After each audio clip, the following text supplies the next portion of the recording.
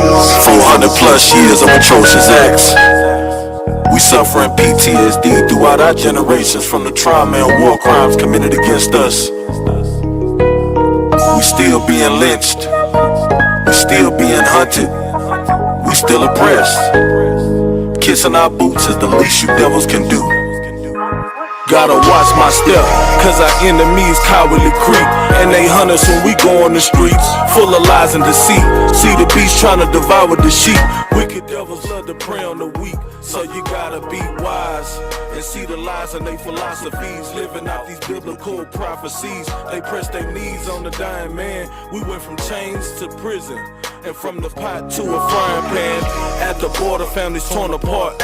These crackers gotta suffer, Lord forgive me for my carnal thoughts. They hung us while they took our ladies to rape, then turned around and used our babies for bait. I can't think straight. How much more it's gonna take? They evil crimes justify the hate. Nigga, that's the proof. I thank the Lord for this truth. I tell these crackers this what they can do. Devil, kiss our boots.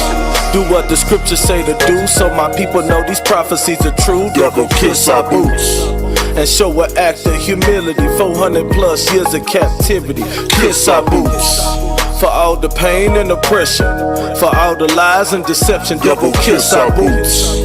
Get on your knees and your hands and lick up the dust, you understand? Hey yo, I don't think they understand. We Allah, Prince of the Power, mic in my hand. These heathen nations, they gon' serve us and bow down. In Texas, we gon' milk these Gentiles, it's Cowtown. Israelites gon' take the kingdom, Esau in trouble too. You quick to say that you my brother, we gon' be lords over you. You a liar and a thief, you gon' have to pay for that. You a dog, get on all fours, you a snake, a rat. You gon' learn to follow orders from these priests and prophets. Righteousness gon' cover the earth and can't no devil stop it. You say you sorry, but I ain't got nothing to say to you. Till you apologize the way the Bible tell you to. And I don't give a damn about your little children. All the love I got go to my nation and we building. The sons that afflicted us, they gon' bend the knee and behave. Bow down before the children are slain. Devil, kiss our boots. Do what the scriptures say to do, so my people know these prophecies are true. Devil, kiss our boots and show an act of humility. 400 plus years of captivity. Kiss our boots for all the pain and oppression, for all the lies and deception. Devil, kiss our boots. Get on your knees and your hands and lick up the dust, you understand? This place completely a circus, defeat the purpose and them demons are lurking. I see my people hurting. I pray the Lord send them evils and curses and cut our enemies, no slack. With no remorse, they shoot us in our back. We in the midst of snares, don't dare make any fault. And forget about them lies that you were taught. With no regard for the old, nor show favor for our youth. These devils using us for target practice like we bulletproof. Commit mass genocide, or they throw us all in cages to the neighborhoods that gentrify. Prepare slaughter for their crimes, it's a death offense. And vengeance is the Lord, they for sure get their recompense. Here is the patience and the faith, they evil crimes justify the hate. Nigga, that's the proof. I thank the Lord for this truth. I tell these crackers this what they can do. Devil, kiss our boots. Do what the scriptures say to do, so my people know these prophecies are true. Devil, kiss our boots and show an act of humility. 400 plus years of captivity. Kiss our boots for all the pain and oppression, for all the lies and deception. Devil, kiss our boots. Get on your knees and your hands and lick up the dust, you understand? Devil, kiss our boots. Hey, Shalom, Israel, with the Israelite School, Universal and Practical Knowledge. Start out on 1 West 125th Street, Harlem, New York, under Commanding General YAHANNA. Today is the Houston Sunday Scripture Breakdown class. Today we're going to get into a topic. I've been getting a lot of questions about things that you really don't understand because you're not in the truth, about life and death, and certain scriptures that talk about life and death and how they don't understand it. So we're going to kind of get into that. We're going to kind of talk about what heaven and hell really is. General Muhammad was going to bring out a class last week about the fall of Babylon. And what you don't understand is the fall of Babylon is the rise of the kingdom of heaven. Because heaven and hell are conditions on earth. And when you stop looking for heaven in a place when you stop thinking about hell and under the ground and heaven in the sky, then you can make heaven on earth as it is where the Most High dwell. So we're going to get into that so that you can get some understanding on those things. If you got any questions, y'all can type them in on Facebook and YouTube. If you got any questions about anything, just type them in, and I'll do my best to try to answer them. But as far as life and death is very spiritual, and it's not as carnal as the white man has taught us. When you think life and death in this world, you only think about living and dying, about being in the grave or not being in the grave. But you don't understand the spiritual aspect of it when it comes to you not being righteous means you are dead. You know what I mean? Like that TV show, The Walking Dead, is really talking about how people are walking around out here not knowing what the hell is going on. And they all clicking up and walking together, and they all just walking to their death. And that's what they doing. Them zombies, when they all click up and they all come together, they are just walking together until they can either eat somebody and make them die with them and become a zombie, or until they walk into the bullets.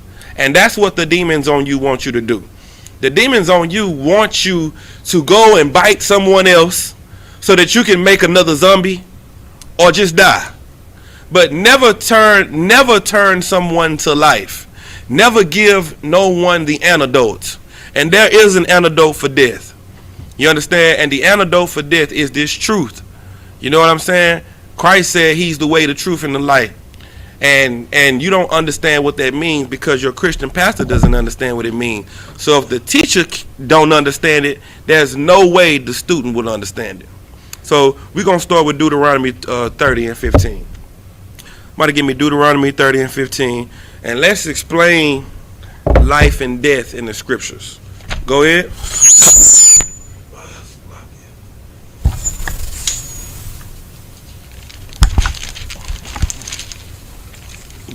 You two all. Go ahead. Con. This is the book of Deuteronomy, chapter 30, verse 15. Go ahead.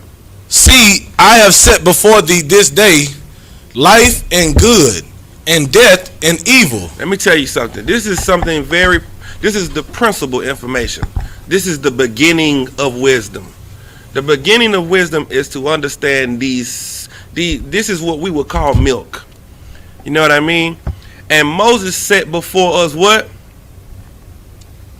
See, I have set before thee this day life and good, and death and evil. Now, with you just hearing that, erase the Christianity out of your mind. Erase the thoughts that you've been having all your life about what's life and death. According to the scriptures, in the spirit, what is life?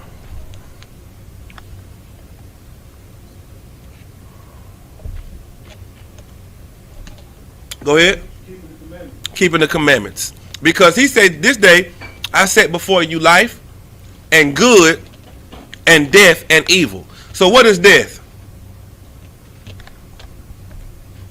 So like I said, if I could, the wickedness, not following the laws. Not keeping the commandments. It's that simple. Your Christian pastor have you walking around dead because they tell you that life is done away with. That's what they teaching in church. The churches are teaching that life is done away with. The laws are done away with. The things that could bring you to life, the things that could make you have everlasting life. We're going to break that down too. The thing that can give you everlasting life is done away with. You understand? Keep reading. Con. Verse 16. In that I command thee this day to love the Lord thy power, to walk in his ways, and to keep his commandments and his statutes and his judgments, that thou mayest live and multiply, and the Lord thy power shall bless thee in the land whither thou goest to possess it. This is what life is. Life is being obedient and getting reward for being obedient. The rewards you are supposed to receive from the Most High is for your obedience. That's how this is supposed to work. But your pastor is telling you, you don't have to worry about those rewards anymore, Because you gonna get your reward where? Where's your rewards at? So like if I could. Go ahead. In heaven? In heaven. So where do you got to go to get it? To heaven. Nah, yeah, but what you got to do first? You got to die, sir. You got to die. So once you die, then you can have peace. Then you can get multiplied. You can get rewarded for whatever you've done that's good. Right. When in actuality, you are supposed to get rewarded for your good behavior right here. Right. Your good behavior is supposed to be beneficial to your life on earth. Right? Now, hold that scripture. Give me Deuteronomy 28:1. This is the book of Deuteronomy, chapter 28, verse 1. Mm-hmm. And it shall come to pass, if thou shalt hearken diligently unto the voice of the Lord thy power, to observe and to do all his commandments, Right. which I command thee this day. How many of them you have to do? All his commandments. You have to do them all. So in order to get life, Moses is teaching you how to get life by keeping all of the commandments. That's where life is. That is good. Like he said in chapter 30. Keep reading. Khan, which I command thee this day, that the Lord thy power will set thee on high above all nations of the earth. That's life. That's being multiplied. That is an abundant life. You will be above all nations. That means you won't be having to worry about paying rent and little small things that, paying your car note and your cell phone bill, because you'll be ruling over nations. So you wouldn't be worried about rent. You'll be worrying about, do you have enough food to feed this state, for the rest of the year? You'll be worrying about way bigger things than the things you have to worry about now. But the reason you have to worry about such minute and small things is because you are walking around in death. Now go back to 30. Khan. And read verse 17. Khan, this is the book of Deuteronomy, chapter 30, verse 17. But if thine heart turn away, so that thou wilt not hear, but shalt be drawn away and worship other powers, and serve them. Verse 18. I denounce unto you this day that ye shall surely perish. You should what? Ye shall surely perish. Now, we've heard that before. Where have we heard you shall surely perish at? Habanah? So like I said, in John 3:16 it says, thou shalt not perish and have everlasting life. But where have you heard you shall surely perish at? See if somebody online see it. It's got it. Where is it? It's somewhere in the scriptures where it say, if you read that again, that last part. The book of Deuteronomy chapter 30 verse 18. I denounce unto you this day that ye shall surely perish, and that ye shall not prolong your days upon the land, whither thou goest to possess, whither thou possess over Jordan to go to possess. Salakia. Whither thou passes over Jordan to go possess it. I'm gonna look for it right now, sir. Sure. Keep reading. Come. Verse 19. I call heaven and earth to record this day against you, Right. that I have set before you life and death, blessing and cursing. Therefore choose life, that both thou and thy seed may live. Now this should give you a full overview of what life and death is. He said, I call before you this day life and death, blessings and curses. Now, if you have everlasting life, then your life should be a life of what?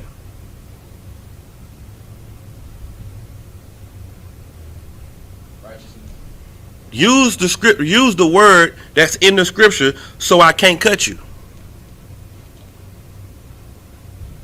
Salakia. Go ahead. Good. That ain't what's used in that part. What was the question again, sir? What is it that you have? What should you have? If you have everlasting life, you should have a life of what? Read that verse again. Read verse 19 again. Khan. The book of Deuteronomy chapter 30 verse 19. I call heaven and earth to record this day against you, that I have set before you life and death, blessing and cursing. Therefore choose life, that both thou and thy seed may live. So, if you choose life, if you choose life, you'll have everlasting life, and your life will be full of what? Go ahead. Blessings. That's what's supposed to happen. Your blessings is supposed to come from your obedience. That is where your wealth comes from. That is where all, your children's safety, your health, all of that comes from your obedience. Now, if you don't be obedient, then what is your life going to be full of? Go ahead. Curses. Blacks, Hispanics, and Native Americans live a life of death, a life of curses. Now go to Deuteronomy 28 and 15. That's a lot too, sir. I had that precept. Surely perish. Did you want it? What? Tell me what it is. It's Deuteronomy chapter 8. That ain't what I wanted, but it might be good. But go back to Deuteronomy 28 first and 15, and we're going to go there. 28 and 15? Come. This is the book of Deuteronomy, chapter 28, verse 15.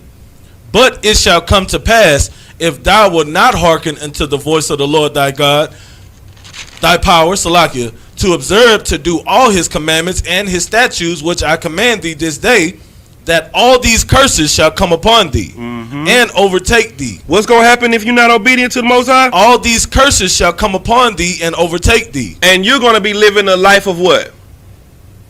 Curses. Also known as death. You're going to be the walking dead. That's why in the book of Ezekiel, it's the valley of dry bones. Those to a Christian would make you feel like it's skeletons laying in the field. And one day, breath is going to come on them, and they're going to stand up, and they're going to get skin, and they're going to walk around and be people again. But in actuality, in the spirit of it, what is it saying is, our people are walking dead right now. They crackheads, they homosexuals, they thieves, they're murderers, they're liars, they are Christians, they're Muslims, and they are dead. And they are living a life of curses. Now, the scripture that I was talking about when I said you shall surely die is in the garden with Adam and Eve. When the Most High told Adam, find me that scripture where it say, this day you will surely die. Let me see where that's at. That should be in Genesis chapter 3. Genesis 2 and 17. 2 and 17? Read it for me. Yeah, read that. Come, sir. This is the book of Genesis chapter 2, verse 17. But of the tree of knowledge of good and evil, thou shalt not eat of it. Wait, read verse 7 first.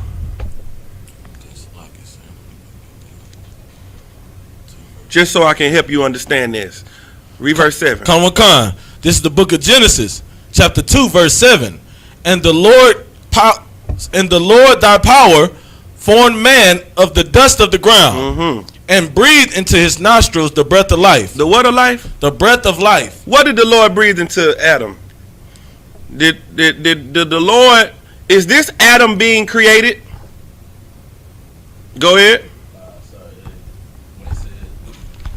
When it says breath of life, it's talking about the laws, statutes, and commandments. He gave him the laws. He gave him good. It didn't say anything else. He gave him the key to a life full of blessings. That's what he gave him. That's it. He gave him life. You finished that verse? Sir. Go ahead. And man became a living soul. And then Adam became a living soul. Now, go ahead, read 17. Come, it's the book of Genesis chapter 2, verse 17. But of the tree of the knowledge of good and evil, thou shalt not eat of it. For in the day that thou eatest thereof, thou shalt surely die. Now let me ask you a question. Adam did eat of that tree. And it said in that day he should surely die. What does that mean? Because a Christian would take this to say, this scripture is supposed to mean that as soon as he did this, he was supposed to die that day. It should be no more story about Adam. You see what I'm saying? He's supposed to die as soon as he ate of this other tree that the Lord said not to eat from. What happened? Go ahead. So likely, sir, if I could. So now that he's eaten of it, because all he knew at one point was the good. Right. So now that he's eaten of this tree, now he shall surely die, meaning he's going to be living in curses. Give yourself a hand. That's it. Now he's going to be living in curses. Now he's going to surely die. So after this, what happened? He had 2 sons. One was murdered by the other. He was kicked out of the garden. He was separated from the Most High. He started to live out curses. But he was alive. He wasn't in the ground. Hell didn't start for him when he died. Hell started for him when he sinned. When he didn't follow the Lord's instructions. So your oppressor teaches you that hell starts for you when your spirit leaves your body. Hell starts for you when you disobey the Most High. And guess what? If hell starts when you disobey, then when does heaven start? Heaven starts when you do keep the commandments. When you do turn back to the Most High. But as long as you sinning, you shall surely die. You shall surely walk in the curses. You shall surely walk in death. Matter of fact, give me 2nd Ezra real quick. 2nd Ezra 3 and 5. Khan, this is the book of 2nd Ezra, chapter 3, verse 5. Mm-hmm. And gavest a body unto Adam without soul. Without a what? Without soul. At first, Adam was alive, but he didn't have a soul. He's going to explain. Keep reading. Which was the workmanship of thine hands. Which was the work. Go ahead. And didst breathe into him the breath of life. He didn't start living until the Most High put his spirit in him. Until the Most High gave him his culture. You are dead as blacks, Hispanics, and Native Americans because you have no life in you. You have no culture. You have nothing good in you. You have been being fed death all of your life. You have been fed curses all of your life. You have been fed pork, crab, shrimp, and lobster, Christmas, Easter, birthdays, New Year's. You've been fed homosexuality, drugs, killing and robbing and destroying your people. You have been fed the thing that will never make you get the blessings. But it will make the curses speed up. Because the more you sin, the more you what? Go ahead. Surely die. You surely die. More and more and more. And you get deeper into hell. You get deeper into death. So now you are walking in the, like Captain Kahan said, he in the 5th chamber of hell. Well, you walking in the 55th chamber of hell because you are full of wickedness and death and demons. Adam did not become a living soul until the Most High breathed the breath of life on him. And the breath of life is these laws. That's what's good. That's the way you get out of this. And you learn these type of things in the I.S.U.P.K and the Command and General YAHANNA. You don't learn this anywhere else. Because we are the true priests and prophets of the Lord. That's what we're here to do. We're here to warn our people about death. We're here to warn you. We want you to get life. But you have to want life. And the problem is so many of our people are comfortable with death. That they just live in it. They thrive in it. And that's all they want.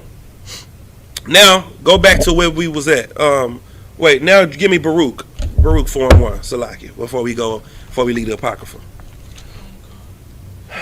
This is the book of Baruch in the Apocrypha, chapter 4, verse 1. This is the book of the commandments of the power and the law that endureth forever. How long does this law endure? Forever. Your Christian pastor teaches you that the law is done away with. Right. They teaches you that the law expires. The thing that keeps you safe expires. The thing that makes your life a better thing, make you live in a better place, it runs out. So once it runs out, now the only thing you have to defend yourself or to protect yourself is God's grace and his mercy. Grace does not last forever. Grace it's called a grace period.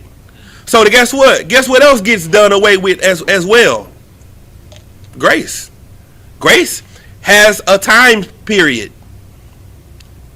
But the law is going to endure for how long? Forever. So they are telling you that the thing that is not forever is what you should put your trust in. But the thing that is forever is over with. Do you see how wicked and evil this place is? The very thing that's supposed to bring you back to the Father is the thing you put away with. And the thing you only have a small window of is the thing you put your trust in. The white man is the devil the Bible speaks of. That's right. Keep reading that. Come on. All they that keep it shall come to life. But such as leave it shall die. Now, if you leave these commandments, you will die. It's not just talking about a physical death, because you do die by living in sin. That's why we have the highest rates of everything. Every sick illness that's on this earth, we are dying from it because of the curses. We wouldn't be dying like we are if we was living in life. You see that? Now, go ahead, Doc. Hey, so like I said, if I could, is there a way that we could also use this precept for those who leave the truth? Absolutely. Because when you come into the truth, you are going back into the world. You ain't leaving the truth and still living righteous. You're going back into the world. You are mad at the truth because it's a sin you want to do that you can't do here. Right. So you leaving the truth so you can smoke weed or sleep with that white girl at your job that, you know, that always, she real nice to you and she smell good and she like black men and she got money. So, you can't be with her here. Right. So you be like, well, the brotherhood ain't on point. I don't like how brothers be talking. I'm a grown ass man. I'm gonna do what I want to do. No sweat out. Just walk out there into that death. Get them curses. And guess what? We'll be the same place we were when you came the last time. Just like this. See what I'm saying? Judas was in the truth. Judas was accepted by the truth. But Judas didn't accept the truth. He came, he learned, he got all the breakdowns. He heard all the mysteries being broke down the same way Peter and James and all the other disciples heard it. But Judas left. So after he left, he died. And that's what happened to our people that's in the world. Our brothers and sisters that come in here, I've seen it in the short time I've been in the truth. They leave the truth and half their brain leave with them. Now they walking on the street with a nappy afro with a pick in it, with one shoe on, one shoe off, and the sock flopping, and they got they just look bad out here. So like, go ahead, if I could, sir. Walking Dead. The Walking Dead. That's exactly right. Is it some more on that? Nah, sir. That's it. So now, let me show you the payment. Give me Romans 6:23. Let me show you the payment for your actions. Anything you work for, you get paid. You know what I'm saying? Like, if you work for righteousness, your reward is righteousness. Well, if you work for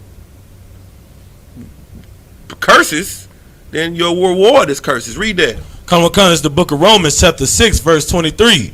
For the wages of sin is death. For the what? For the wages of sin is death. The payment, the reward for not keeping the commandments, for not doing what's right, is death. But go. But the gift of the power is eternal life. Go ahead. But the gift of the power is eternal life through Yahushua Mashiach. But the gift of the Most High, the gift of the Most High that He gives you is eternal life. Now, what is eternal life? What is everlasting life?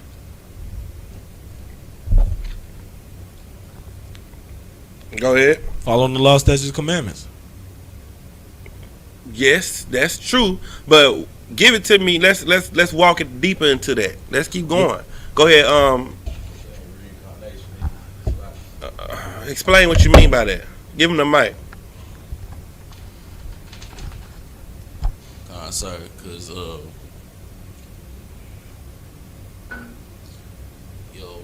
you Talking to the mic, guys. So you being brought back by your son, and Well, everybody's brought back. Edomites come back in reincarnation. The same devils from the past, they here now.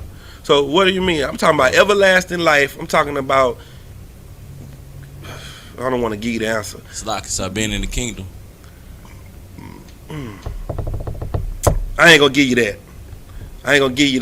I want you. Go ahead. Living in these laws, statutes, commandments forever, letting the law endure forever throughout our generations. Yeah, you at the door. Go ahead, Yeshai. Let me see what you got.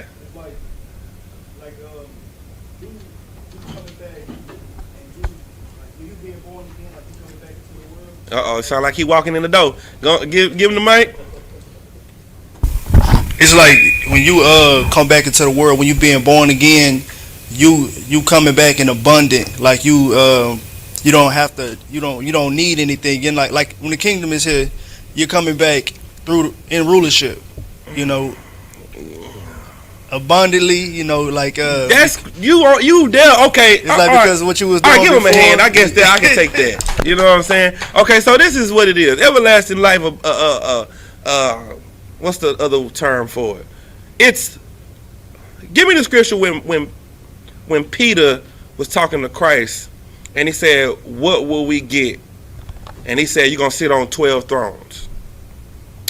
Everlasting life best described is the spirit of the prophets are subjected to the prophets. If you have this life, you're not going to lose this life. If you were someone who were obedient to the most, if you follow Christ in the past, you're going to come back and follow Christ again. You understand? You're going to always come back and do what you've done in life, in righteousness. Read what you got. Khan, it's the book of Matthew, chapter 19, verse 27. Then answered Peter and said unto him, Behold, we have forsaken all. Now, how long have Paul? How long has it been since Peter was on earth? This Peter right here. How long ago was that? 2,500 years ago. So has Christ came back yet? No, right? Okay, keep reading. Khan, behold, we have forsaken all and followed thee. Oh yeah. What shall we have therefore? Now, I'm not gonna say nothing. Keep reading. Verse 28. And Yahushua said unto them, Verily I say unto you, that ye which have followed me in the regeneration, when the Son in of the Man, what? in the regeneration. So let me ask you a question. No, go ahead, finish. I'm gonna let you finish it. Khan. When the Son of Man shall sit in the throne of his glory, ye also shall sit upon 12 thrones, judging the 12 tribes of Israel. All right, so bam. Let me ask you a question. If Christ were to come back today, first of all, what does this mean? Okay, let's just say Christ is coming back sometime this year, just for this topic, right? Now, if Christ came back this year, when we see men sitting on those thrones, what do we know that means? What does that mean about those men? That those were the men that walked with him while he was on earth. Also known as The disciples. That's the disciples. Those men that sit on those thrones when Christ come back, those men would be the disciples back. Now, let me ask you a question.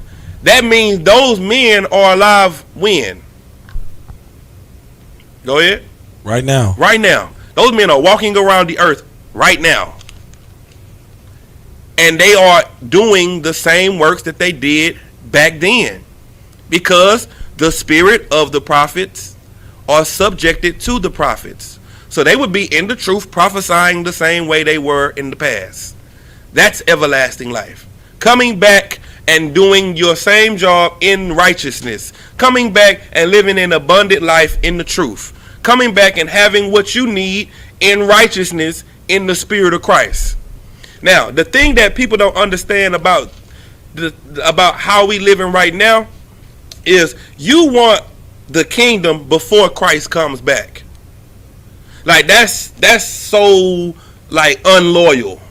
If you think about it, if you thinking about being righteous or if you think about being rich, you know what I'm saying, and living in peace and harmony and everything being good, and Christ not being here, that's unloyal. Give me Luke 17.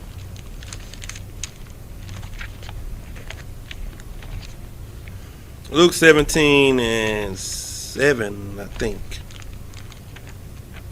And I'm going to tell you why I say it's unloyal. Come, sir. It's the book of Luke, chapter 17, verse 7.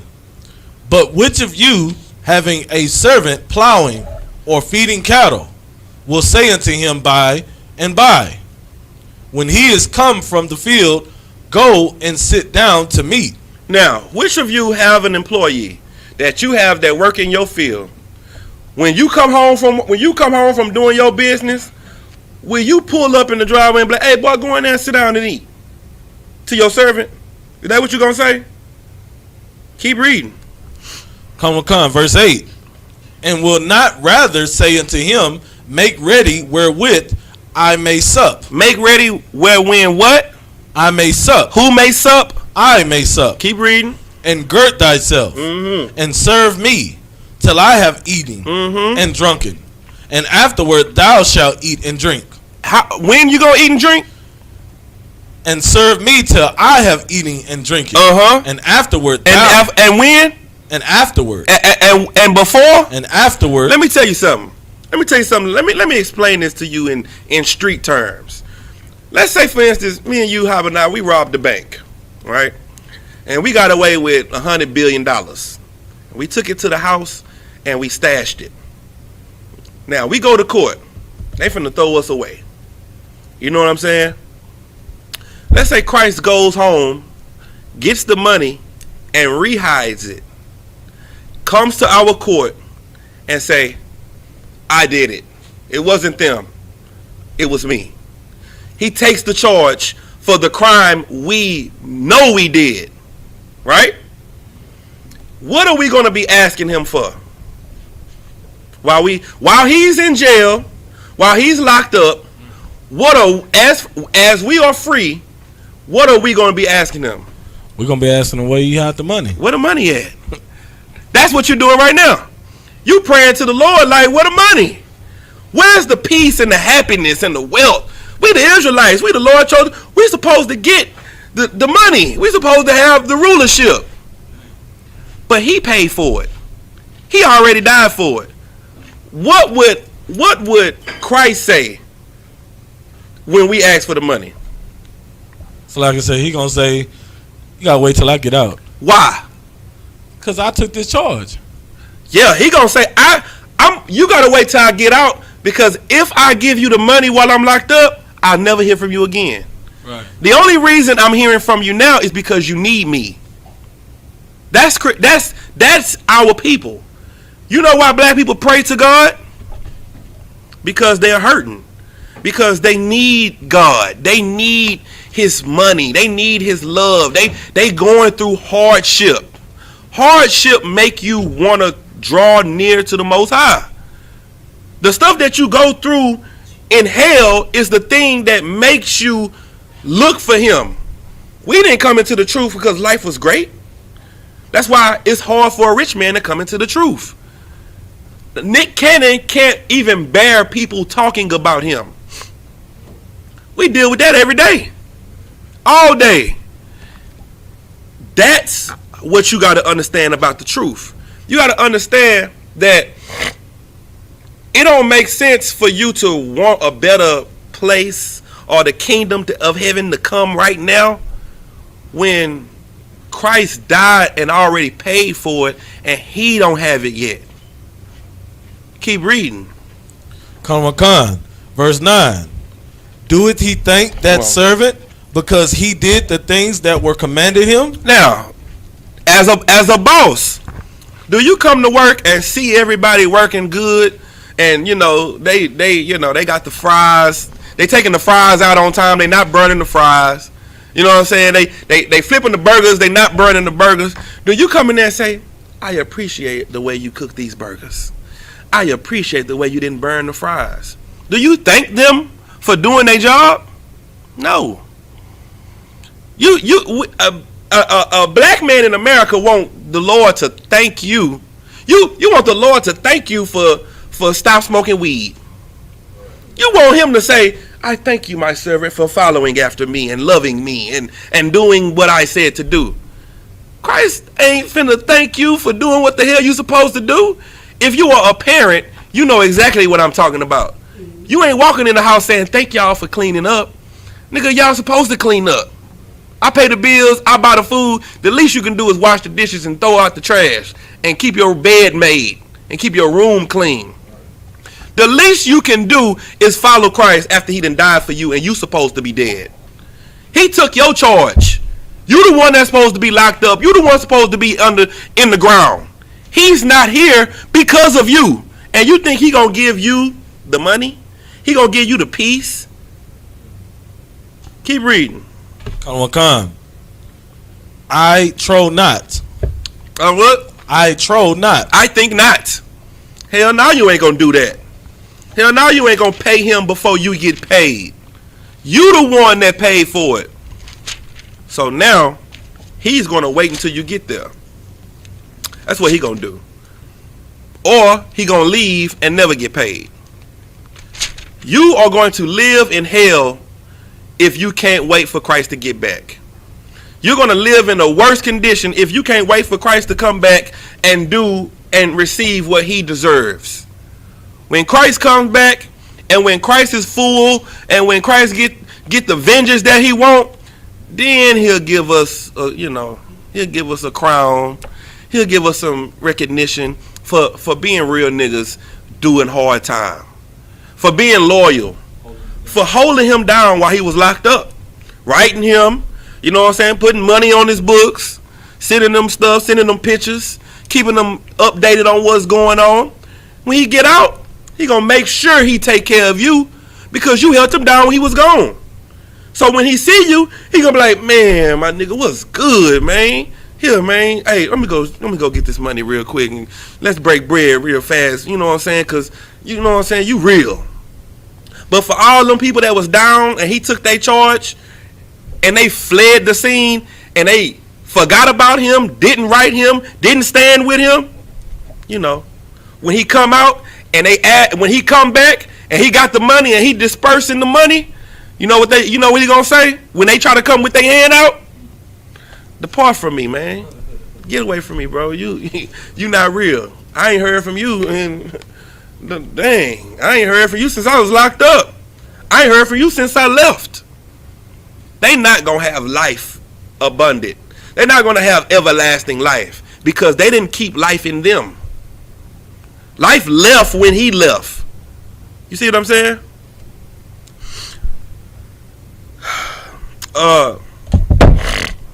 Another thing that makes you unloyal.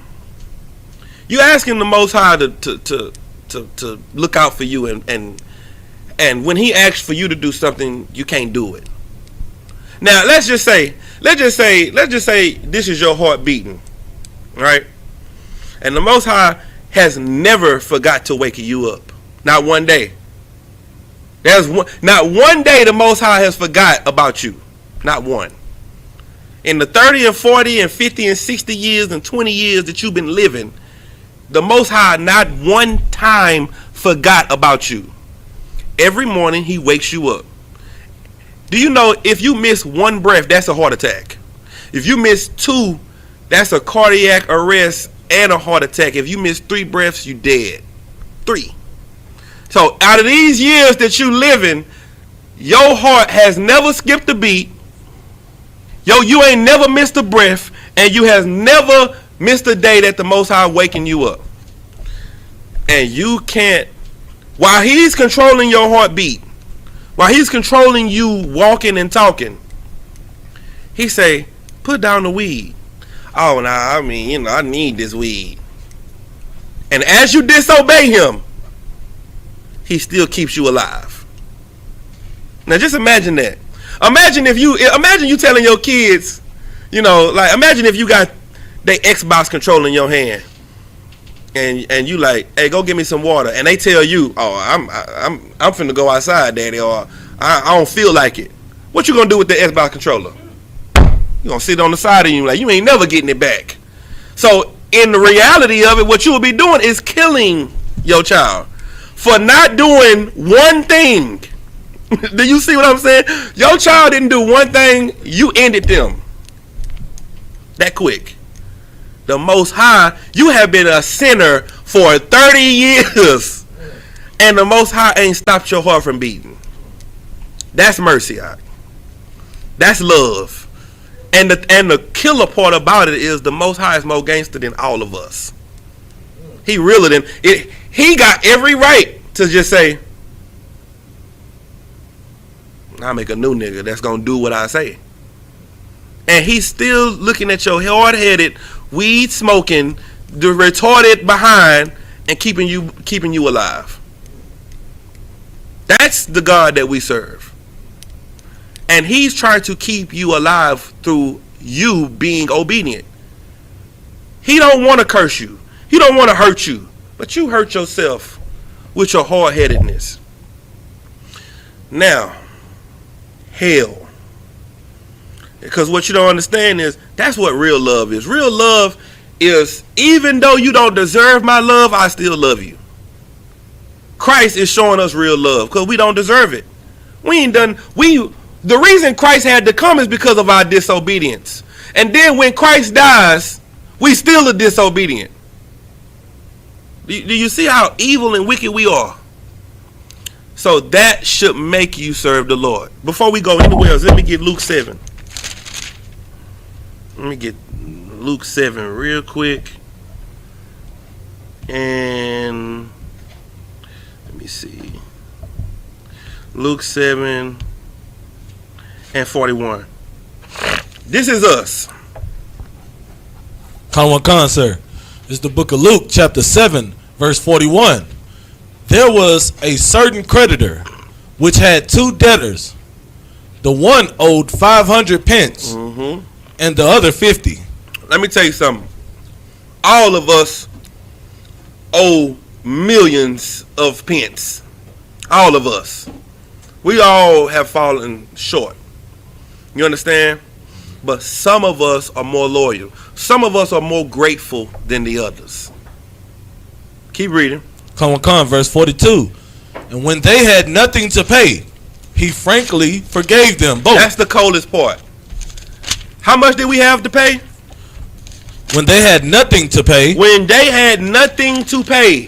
You had no way to clear this debt. You owe the mafia leader and you cannot pay a penny. What happened? He frankly forgave them both. He forgave them both. Go ahead. Tell me, therefore, which of them will love him most?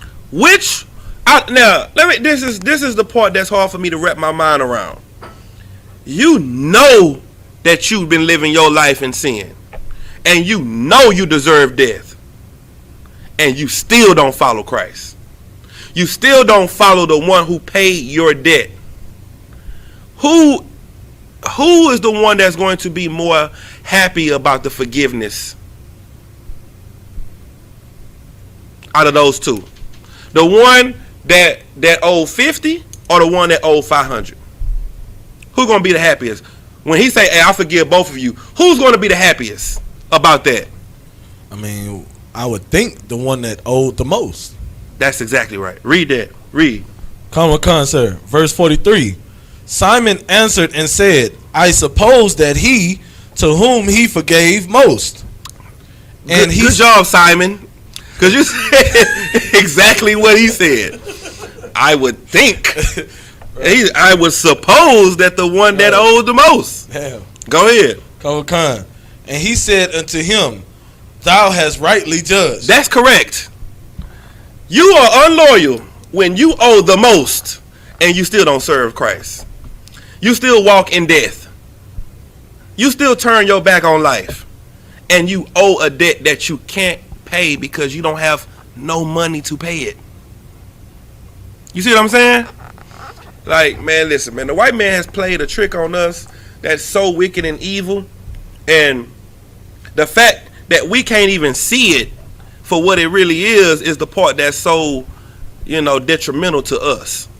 Because our people want to learn how to serve the Lord, but now that the truth is coming out, being pushed more in their face, it makes them not want to serve the Lord more, because it makes them have a responsibility that they don't want. And it's important. Like, what we doing is so important because nobody else is willing to do it, because there is no reward for telling the truth, but there is a reward for lying. Nick Cannon can become, he can get his job back by lying and say the Jews aren't black, and now I'm listening to the rabbi, and now I'm sorry, and they might forgive him and let him get his stuff back. But when you standing up for what's right and what's wrong, I mean, we stand up for what's right and not swaying and not changing your mind, you don't get rewarded for that on earth by your oppressor. But you will get rewarded from that from your king, because he see it, and he sees you as loyal, and you deserve life and to have it more abundantly. Now, let me get the book of Isaiah chapter 14. And we're going to start at verse 4. Khan, sir. This is the book of Isaiah chapter 14 verse 4. That thou shalt take up this proverb against the king of Babylon. Against who? The king of Babylon. This entire chapter is about the king of Babylon. Lucifer is not Satan. The king of Babylon is who Lucifer is. This is his title. You understand? Read. And say, how hath the oppressor ceased? The golden city ceased. Listen, this is them falling. Because before this, in verse 1 and 2, is the Lord having mercy on Jacob and making all the other nations slaves and giving us peace, giving us rest from our sorrow. But this is when Christ returns. So now we talking noise to him. Now we talking noise about how he falling. That's what is happening. Start at verse 1 so we can get the full context. Khan, verse 1. For the Lord will have mercy on Jacob, and will yet choose Israel, and set them in their own land, and the strangers shall be joined with them, and they shall cleave to the house of Jacob. Go ahead. Verse 2. And the people shall take them and bring them to their place, and the house of Israel shall possess them in the land of the Lord for servants and handmaids, and they shall take them captives, whose captives they were, and they shall rule over their oppressors. So this is the kingdom right here. The kingdom of heaven. Christ is back. We setting up shop. Now, keep reading. Khan, verse 3.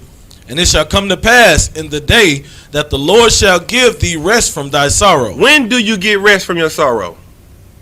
When does the hard life stop? Habana? When Christ returns? When Christ returns. Because he paid for it. Don't expect the reward. Don't expect the the glamorous life to Christ's return. And that's why the I.S.U.P.K is so vital and pivotal to being the earth, because we get peace and rest in here. Like, this is the kingdom. We are in the place that's helping building the kingdom. So we experience the little peace and the little rest that we can have in this hell. But you know why? Do you know why we can have life? So dang, I just gave it to you. God dang it. Do you know why we can have rest and peace? Because this is the place that births life. It teaches you how to keep the commandments. That's why. Keep reading. Khan. And Salaga shall give thee rest from thy sorrow, and from thy fear, and from the hard bondage wherein thou was made to serve. Thou was what to serve? Made to serve. You wasn't made to be a slave, but you were made to. They made you serve. You were not made to be a slave, but your oppressors made you serve them. That's what it said. Keep reading. Khan, verse 4. That thou shalt take up this proverb against the king of Babylon. Now we back to it. Now this is what we gonna say to the white man when he falls. Go ahead. And say, how had the oppressor ceased? Oh, what's going on, Mr. White Man? What's stopping all your rulership? Go ahead. The golden city seized. Well, you mean to tell me America is falling? You mean to tell me all your army, your military? What's going on, Donald Trump? I don't hear you talking about the shithole country no more. I don't see Hillary Clinton. I don't see now that we super predators. Oh, what's going on? Keep going. Verse 5. The Lord had broken the staff of the wicked. The Lord didn't beat your ass. The Lord done stepped on you. Everything that made you feel like you were strong and mighty and better than everybody else, the Lord broke you. The one that you didn't believe in. The one we was going out on the streets and talking about, and you said that we was foolish for talking about him.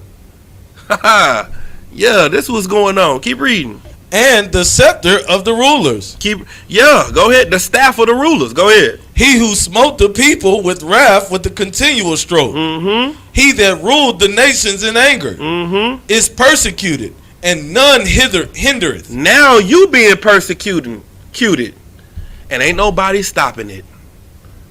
Oh, at first we couldn't look at a white man. Now we can do whatever we want to him, and nobody's going to stop us. Nobody's going to hinder us. Keep reading. Verse 7. The whole earth is at rest. What's at rest? The whole earth. Everything and everybody is going to be happy when you fall. When you are destroyed. Keep reading. And is quiet. And it's what? It is quiet. You're going to get peace when Christ returns. And it's going to be peace and quiet. You're not going to have to worry about the things that you have to worry. You're not going to have to worry about the police pulling you over. You're not going to have to worry about rent and being poor and not having enough.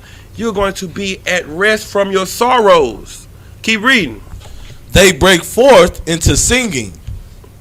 Now, this is the reason to sing.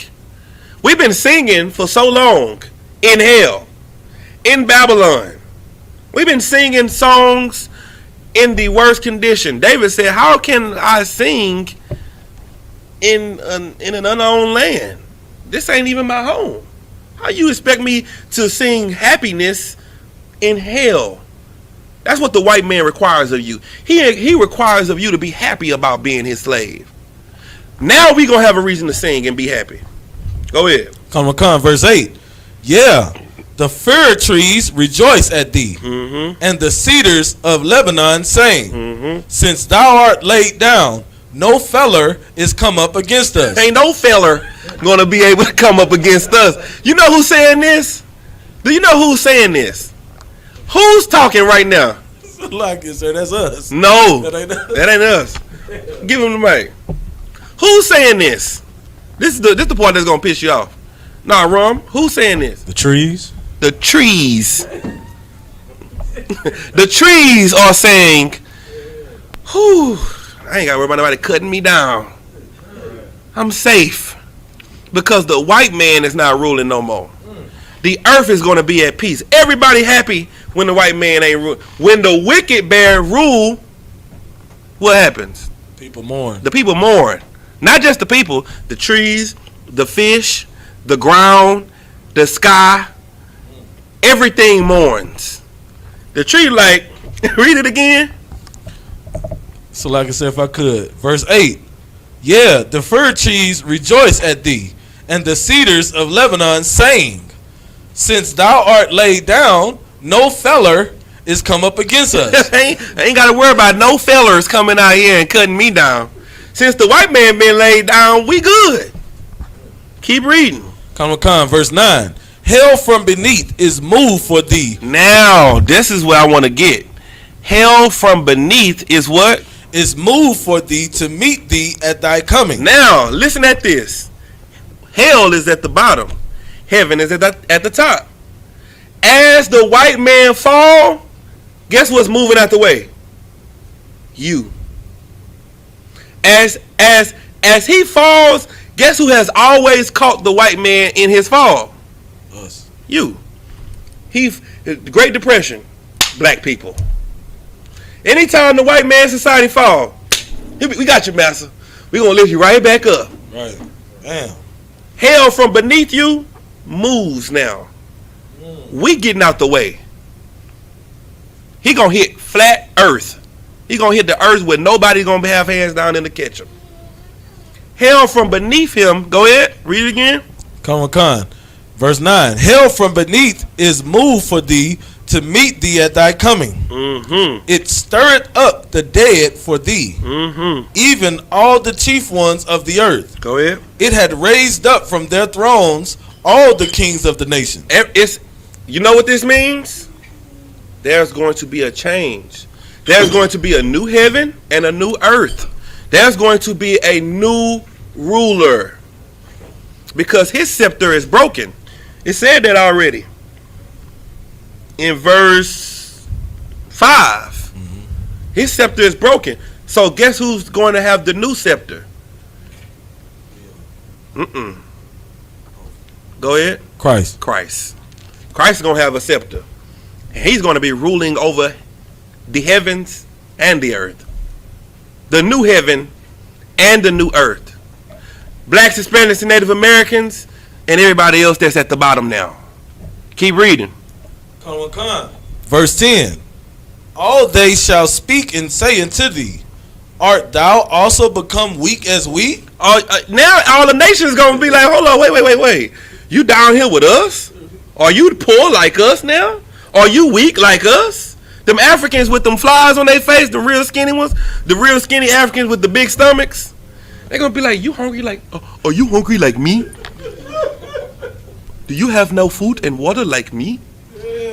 Is it hard for you as it is for me?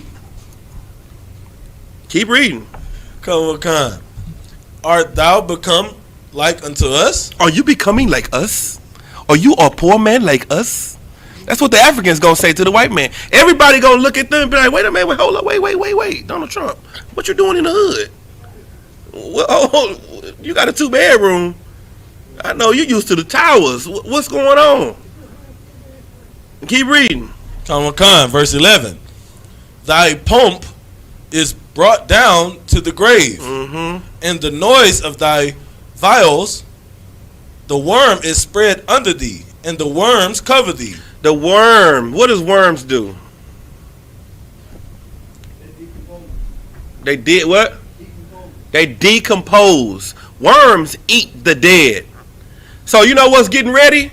Worms. We're like, oh, this nigga about to die. He weak. I'm ready to eat. That's that. The worms. Guess what's gonna be big when Christ come back? Worms. Worms gonna be swole. Worms gonna look like goddamn anacondas, because they gonna be eating all day and night. Because there's going to be a lot of slain. Birds are gonna be big. A vulture gonna look like a pterodactyl, because he gonna eat all day and night. And they gonna be over here on this side of the earth just eating all day. They gonna set up nests, house. Just imagine how happy a bird gonna be. I'm eating the people that would normally cut my house down. So I ain't gotta worry about nobody coming over here and cutting down my house. I'm finna set up the biggest nest. Birds gonna have mansions. Can you imagine what a bird's nest gonna look like?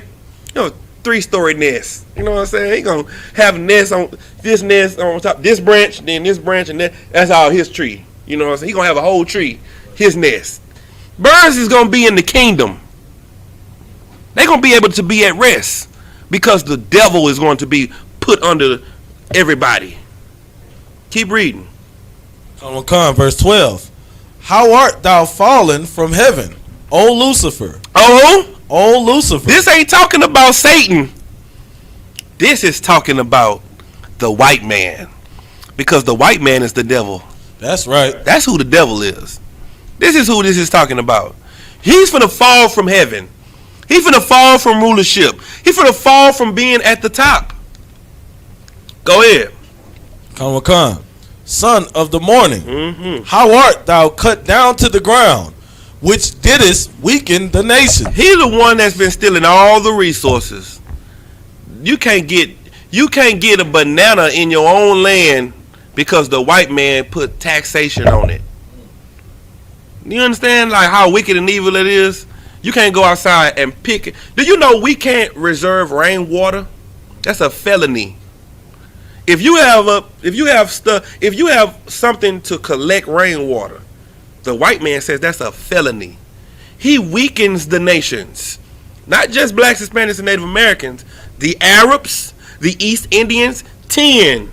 The stuff that you use for your phones in Africa, you get 10 from Africa. The white man has taxation on the 10. He has taxation on everything. He weakens all nations. Keep reading. Khan. Verse 13. For thou hast said in thine heart, I will ascend into heaven. I will exalt my throne above the stars of the power. I will sit also upon the mount of the congregation. Stop. That's a lot of stuff going on right there. Read that again. I will ascend into heaven. I'm going to go into space.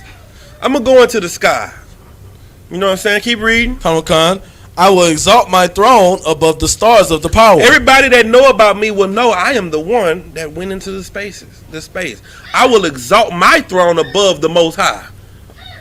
I'm stronger than the Most High. I destroyed the Most High's people. Whether you know it or not, those people that I got in the ghettos, that's the Lord's people. I conquered them. I've defeated the Lord already. You worried about him? The Lord should be worried about my military, because I have his people fighting in my military, and they're going to fight against him. I've defeated him already. Keep reading. Khan. I will also sit, Salakia, I will sit also upon the mount of the congregation. And I'm going to sit on top of his people. I'm going to sit on top of the top of his people, the mount. So now I'm not going to just destroy the people, but I'm going to destroy the government of his people. Jesse Jackson and Al Sharpton, the people we look up to, Martin Luther King. He's sitting on top of the mount of our congregation. Go ahead. In the sides of the north. In the sides of where? Of the north. Where do we stay at? North America. North America. Keep reading. Verse 14. I will ascend above the heights of the clouds. I will be like the Most High. That's the white man's spirit. Go ahead.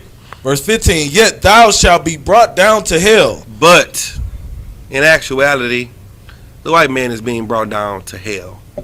Hell is not a place you go when you die. Hell is a condition on earth.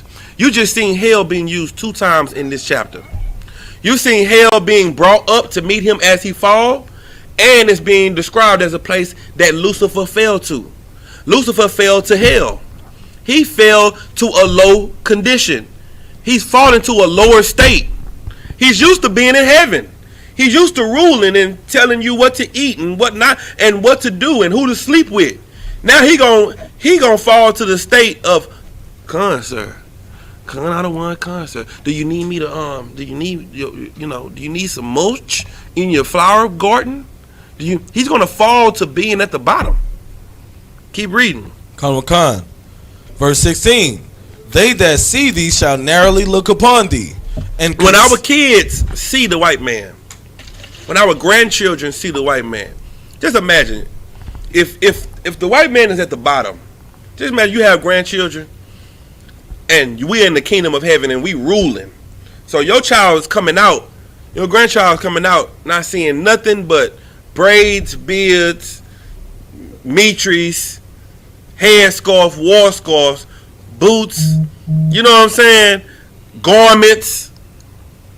They gon' and we gonna tell them, don't you ever let the white man do nothing, because keep reading.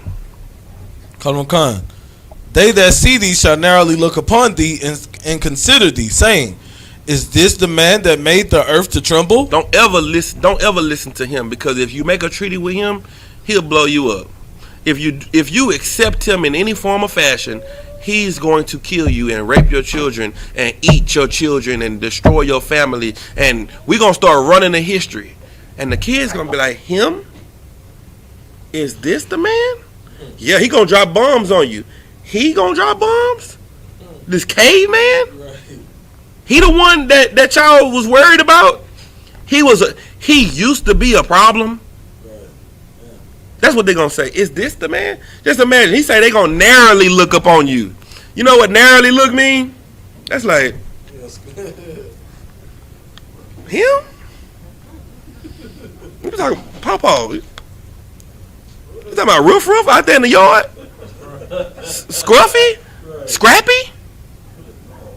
Keep reading. It's like I said, if I could Go ahead. I just wanted to kind of make a point on like how retarded Christians sound, because they look at hell as you supposed to be like eternal burning, right? You eternally burning. Mm-hmm. There's no way you can narrowly look upon anything and say anything but scream and holler and how you gonna look upon, like you gonna have conversations, right? And you in the fire. You know, you in a full-fledged fire talking. No, no. Go ahead. Verse Salaka, verse 16. that did shake kingdoms. Mm-hmm. Verse 17. That made the world as a wilderness, mm-hmm. and destroyed the cities thereof. Mm-hmm. That opened not the house of his prisoners. Come on now, who is this talking about? Man. He's talking about the white man. Is this the one that y'all saying didn't let y'all out of jail? Y'all was locked up by the millions. He had the earth as a wilderness. Now just imagine. This is the cold part. You know, the entire Middle East, it looks like a desert. It used to be a paradise. To be jungles, and he used to have beaches and all that, but the white man done sucked all the oil out of the Middle East and sucked all the resources to where now it's full of just dirt and desert. Keep reading. Come on, Khan. That opened not the house of his prisoners. Go ahead. Verse 18. All the kings of the nations, even all of them, lie in glory, every one in his own house. Mm-hmm. Go ahead. Verse 19. But thou art cast out of thy grave like an abominable branch, mm-hmm. and as the remnant in the Salaka, and as the raiment of those that are slain, thrust through with a sword, that go down to the stones of the pit, as a carcass trodden under feet. Well, that's the white man. He's going to be thrust through and thrown down to the sides of the pit. That's what's going to happen to him. Go ahead. Verse 20. Thou shalt not be joined with them in burial. We going to what? Thou shalt not be joined with them in burial. We not going to die like they going to die. We're not going to be joined with them with what's going on with them. Go ahead. Because thou hast destroyed thy land and slain thy people. Mm-hmm. The seed of evildoers shall never be renowned. The seed of evildoers will never be renowned. What were men of renown in the scriptures? Giants. Popular. Famous. Ain't gonna be no Eminems or Justin Biebers in the kingdom. Ain't gonna be no famous white men in the kingdom. Nobody will ever remember them anymore. There'll never be somebody that we look up to. Ever again. Keep reading. Khan. Verse 21. Prepare slaughter for his children, for the iniquity of their fathers. All these white people that say, I ain't had nothing to do with it. I never had slaves. No sweat. I know you didn't. But you got to pay for the crimes of your father. The Bible said prepare slaughter for his children for the sins of the father. That they won't do what? That they do not rise, nor possess the land, nor fill the face of the world with cities. You're not gonna rise up against us, and you're not gonna do us like you did the Native Americans. You're not gonna do us like you did every country on this earth. You know, in Greece, the original Grecians were Japhetic people. They were dark-skinned people. You know, the original Romans were dark-skinned people. You know, they were Japhetic. They were dark. And they rose up against them, and they conquered them. And they possessed their lands. And now when you think Greece, you don't know anything about those Japhetic people. You know about the white man. When you think Rome, you don't know about the Latins. The original Latins were Japhetic. They were dark-skinned. You don't know about them. You think Rome, you think white. When you think America, you don't think Native Americans. You don't think Northern Kingdom. You think white. When you think of England, you don't think Japhetic, dark skin. You think white. Guess what? Don't worry about that. Ain't happening no more. Because they won't rise or possess this land or fill the face of the world with cities. They not going to fill the kingdom of heaven up. It ain't going to be a lot of them. Keep reading. Khan, verse 22. For I will rise up against them, said the Lord of hosts, and cut off from Babylon the name and remnant and son and nephew, said the Lord. The Lord say, I'm going to cut off the name of the white man, his reputation. They won't be renowned. The remnant, his children, all the male children. You know how we know it's the male children? Because it says the son and the nephew. Those are the men. He gonna cut them off, said the Lord. That's what's coming. And the only way that happens is if Babylon falls. America has to fall. This place has to be destroyed in order for our kingdom to come. This empire has to fall in order for the kingdom of heaven to come. That's it. Ain't nothing else to talk about. Give me Jeremiah 25 and 31. Anybody got any questions, type of men? Khan, this is the book of Jeremiah, chapter 25, verse 31. A noise shall come even to the ends of the earth, for the Lord had a controversy with the nations. What's the noise that's coming to all over the earth? The noise is, man, them black people started talking about the Jews as black. It's a controversy. We can't let them talk about this. That's the biggest kept secret on the earth. We can't let them talk about this. You know how much we've done to hide that the Jews were black? You know how much history we had to, you know how many history classes we had to have for these hundreds of years to reprogram them into thinking the Jews were white? Man, we can't let this happen. Keep reading. Khan. He will plead with all flesh. He will give them that are wicked to the sword. He gonna give what?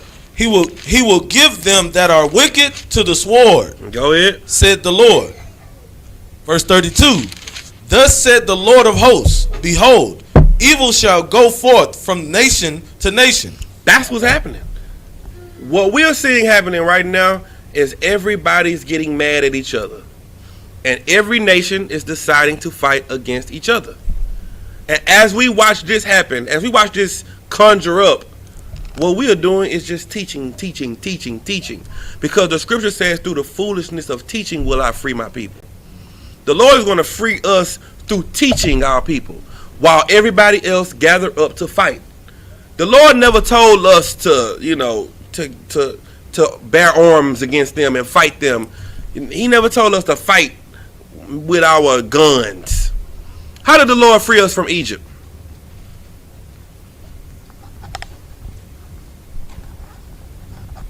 With plagues and pestilence? With plagues and pestilence. We seeing plagues right now. The coronavirus is a plague. This is just the beginning of the plagues. Go ahead, Art. Salaki said the bubonic plague has came back. That's what I'm saying. This is just the beginning. So while all these plagues are starting to come, you know what we're doing in I.S.U.P.K? Teaching. See, all we saying is, we told y'all about this. Look, this is the precept to show you that there's more is coming. Now, what you need to do is come and get in class. You need to learn how to change your life and come into what? Come into what, Habana? The truth? Come into, if we on topic for today, come into what? Life. Because this is the place that offers life, that offers the blessings. While y'all out there getting the plagues, which are the what? Curses. The curses. And that's also known as death. Death is the curses. If you want abundant life, you got to follow the commandments. You have to do what the Lord say to do. You understand? Keep reading. Khan. And a great whirlwind shall be raised up from the coast. What verse you at? Verse 32. Okay. And a great whirlwind shall be raised up from the coast of the earth. Verse 33. And the slain of the Lord shall be at that day from one end of the earth even unto the other end of the earth. Come on now. What we just said about the birds eating? What we just said about said a vulture look like a pterodactyl? Because they gonna be eating all over. You gonna see a bluebird and be like, damn, that boy eating. You gonna see a red bird and say, good night. That's a strong red bird. Cause he done had some protein. You understand? He done ate some Edomite, some Amorite, some, you know what I'm saying, some Amalekite, some Philistine. He been eating. He got proteins and all kind of stuff. He eating off these heathens that's dead. Keep reading. They shall not be lamented. Neither And they're not gonna be what? lamented. Lamented. What does that mean? There ain't nobody gonna mourn over them. They're not gonna be buried. You understand? Like, even when the coronavirus hit, you couldn't have a funeral because of social distancing. You couldn't have a funeral. You couldn't have, 10 or more people in the room. So everybody had to be cremated during the time of the coronavirus that died. They couldn't be lamented. They couldn't be mourned properly. Just imagine when the Lord just let loose the spirit of death to destroy all of these heathens for what they've done to us. Keep reading. Kanwakan, neither gathered nor buried. They shall be dung upon the ground. They're gonna be what? Dung upon the ground. What's dung? Boo boo. No, say it clear. Shit. That's what they are. They boo-boo on the earth. They are feces. They are fertilizer. That's what dung is, fertilizer. That's why them trees gonna grow so big and tall and strong, because it's gonna be full of devil. It's gonna be a devil tree, just sprouting up. Keep reading. Kanwakan, verse 34. Howl, ye shepherds, and cry. Now, while their master is dying, who else gotta die? Guess who else gonna be in pain? How? Who? Ye shepherds, and cry. And cry. Christian pastors, you the shepherds of the blacks, Hispanics, and Native Americans. And guess what? Your master about to die. Your master about to fall. So guess what's coming to you next? You gonna fall. Ooh wee. Go ahead. And wallow yourselves in the ashes. Ye principal of the flock. For the days of your slaughter and of your dispersions are accomplished, and ye shall fall like a pleasant vessel. You gonna fall the way your master fall. That's why in Revelations it says that that Satan and his angels are gonna fall. But you know who his angels are? An angel is a messenger. You know who been pushing Christianity, been pushing the philosophy of the white man? You Christian pastors. That's why you gotta pay. Go ahead. Kanwakan, verse 35. And the shepherds shall have no way to flee, nor the principal of the flock to escape. Verse 36. A voice of the cry of the shepherds and an howling of the principal of the flock shall be heard. For that's just the Lord letting you know that all of you gonna die and pay for lying and destroying the Lord's people. That's what the Lord is telling you. And there's nothing that you can do about it. But blacks, Hispanics, and Native Americans, give me Revelations 5 and 10. Let me show you what you're gonna be doing. You got a question? Well, a precept to that will be, Lord, Lord, have I prophesied in your name? Crit for a Christian pastor? Kanwakan. Damn right. Because that's what they going to say. When Christ come with that sword, they going to be like, wait, Salakia. Lord, haven't I prayed and prophesied in your name? I'm T.D. Jakes. You don't know about my works? I got the Potter's house right there. It's big, mega church. I got holy water in the front of my church that I sell because I got the anointing of the Holy Spirit on me. He gonna say, what he gonna say? Depart from me, nigga. I don't know you. You wasn't standing with me when we was shooting in the gym. Go ahead, give me what you got. You said Revelation 5 and what, sir? Revelation 5 and 10. Yeah, 10. It's the book of Revelation, chapter 5, verse 10. And had made us into our God, our power, kings and priests, and we shall reign on the earth. While all that's going on, while they dying and all that, the Most High gonna make us kings and priests. And we gonna do what? And we shall reign on the earth. We gonna be ruling in rulership. If you can't conquer your body, how do you expect to rule on the earth? If you can't conquer your flesh, how do you expect rulership on the earth? You don't deserve it, because you can't conquer anything. That's what we working for. We working for rulership and conquering everything. Give me Daniel 7 and 18. This is the book of Daniel, chapter 7, verse 18. But the saints of the Most High shall take the kingdom. Listen, man. This is the Bible. The Bible say, okay, who are the saints of the Most High?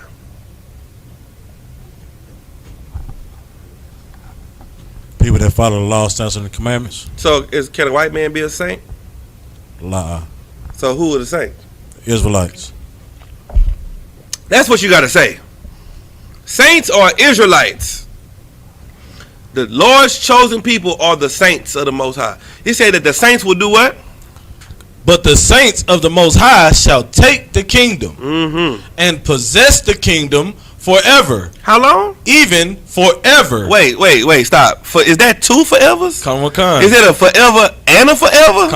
So that means forever and ever. That means in black people term, we will never stop ruling, because the saints gonna rule forever, even forever. And ever. What, another one? Is that three? So you mean to tell me we're gonna rule forever? Hold on, let me read it. Forever, ever? Right.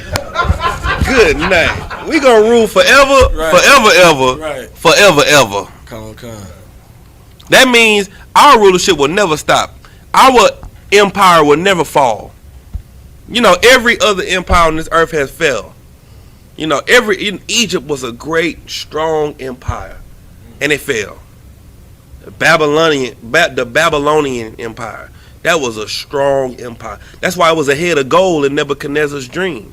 It was the strongest, and it fell. Then the Persians, oh my goodness, they were like a bear, and they fell. Then the Grecians, they were like what, a ram or something. What was the Greeks? A ram or a leopard, and they fell. And then the Romans, that's clay, and you looking at this clay like, oh my God, because we are in Rome right now. We just in the 10 toes of Rome, and it's falling. Well, ours ain't gonna never fall. Give me verse 27. Verse 27. And the kingdom and dominion and the greatness of the kingdom under the whole heaven shall be given to the people of the saints of the Most High, whose kingdom is an everlasting kingdom, and all dominions shall serve and obey him. Come on, all right? Y'all don't want that? Y'all want to share that with everybody? That's for us. This is our inheritance. This is why we give up our lives in this hell.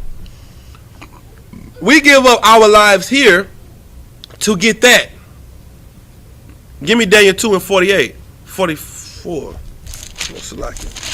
Daniel 2 and 44.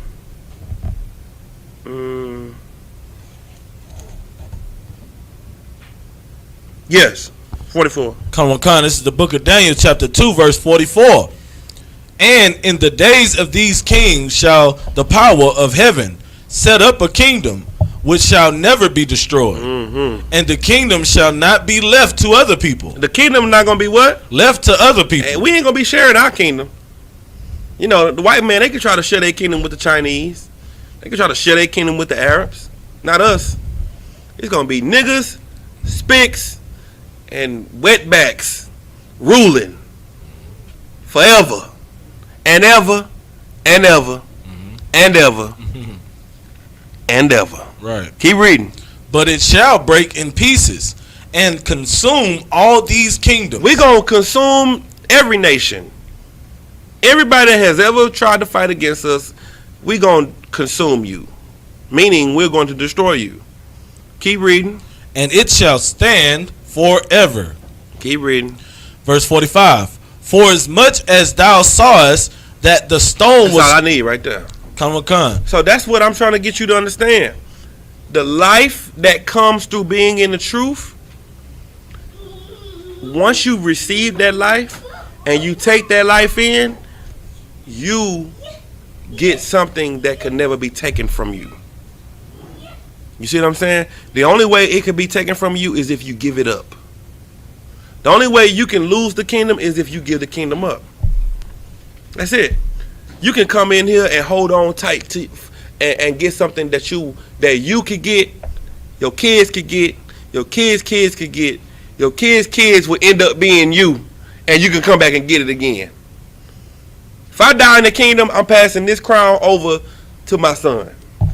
And my son's sons, and they gonna have children, and I'll be one of them children. And one day that crown will get put right back on my head. Because Christ is going to sit on the throne of his father, David, his grandfather. So Christ is going to bring forth David. And guess what? David is going to sit where?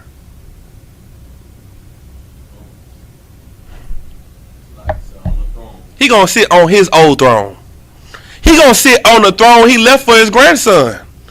He going to sit on the throne that he left for his son Solomon. And he going to sit on the throne that he left for his son Rehoboam. And then back to Christ. Then back to him. You see how it works? That's everlasting life. That's life abundant. That's what we teach. That's the Bible. That's what life is all about. Anybody got any questions? The I.S.U.P.K and the Commanding General YAHANNA, we are the true priests and prophets of the Lord. And, you know, if you feel like there are some more priests out here, you know, we all the same, then go and learn from them. It's easy. Just go and learn from them, you know, and be happy, be joyful with glee. But in this school, we let it be known that the white man is the devil that the Bible speaks of. That's right. And the kingdom of heaven is for blacks, Hispanics, and Native Americans, and it is not for anybody else. We will not share it with anybody else, and that's that. Anybody got any questions before we end this class? How long has this class been? 1:30? I got precepts, but I don't want to, you know, what Stevie wanted to say, I don't want to bore you with. You know what I'm saying? I just want y'all to understand how serious it is. And how serious it is to follow these laws, statutes, and commandments. Because following these laws, statutes, and commandments is life. It's forever. And it's something that you can, it's an inheritance. And black people, we don't know anything about inheritance, but we do know about debt. Because we inherit debt. We don't inherit wealth. We do inherit debt. I got a partner that, you know, when we was 21, we was trying to get an apartment together. And when we got the apartment, when we got lights, when we was trying to get lights in his name, the light company said, you owe us money from 1988. And that nigga said, I was born in 86. How in the hell do I owe you money? because mama had to put the lights in your name to have lights. That's what we inherit. You understand? But we teach you in the I.S.U.P.K. how to inherit and pass down wealth and life from generation to generation to generation. All right. Guess everybody know the Bible. Y'all ain't got no questions. Somebody say, come on with them precepts. I'm going to pull one more precept. Go ahead, Doc.